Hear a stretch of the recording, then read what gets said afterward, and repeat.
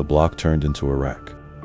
Others said they still remembered the sound of helicopters and gunfire, the image of officers rushing in and out of buildings. The Mixon shootout had become urban legend, part myth, part truth, fully traumatic.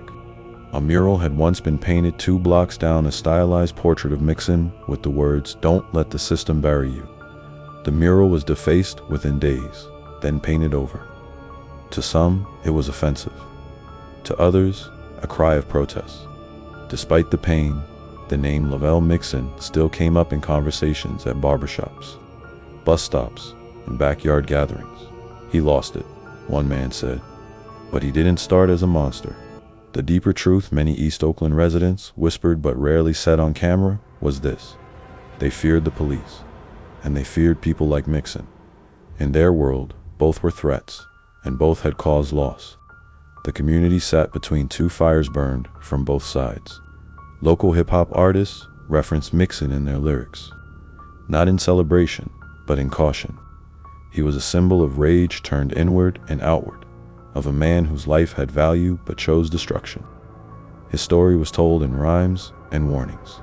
In one song by an Oakland rapper, the lyrics echoed, "Grew up with no fathers, just mugshots and missions.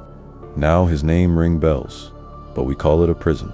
For the youth growing up in that same neighborhood, Mixon's name was no longer just a news headline. It was a legacy to avoid or become, the forgotten victims. In the years following the tragedy, as Oakland moved forward, many victims of Lovelle Mixon's prior crimes faded into obscurity. The rape victims, most of whom had remained anonymous, struggled with the weight of a collective silence. Their stories had been drowned in the magnitude of the police deaths and the political tension that followed. But in truth, they were the first victims abused, threatened, and discarded before the bullets flew. In 2014, a journalist from the East Bay Express tracked down one of the surviving victims. She was now in her mid-20s, attending college out of state. She agreed to speak on the condition of anonymity. "I was walking home," she recalled. "It was still light out. He pulled up in a car and told me to get in. I said no. Then he got out, pointed the gun. After that, it's like I disappeared." She reported the assault within days, submitted to a rape kit, and gave a description. But the backlog of forensic testing meant her kit sat unprocessed for months. By the time her case came up, Mixon was already dead, and for officers along with him. "No one ever called me after it all came out," she said. "Not the police, not a lawyer, no one."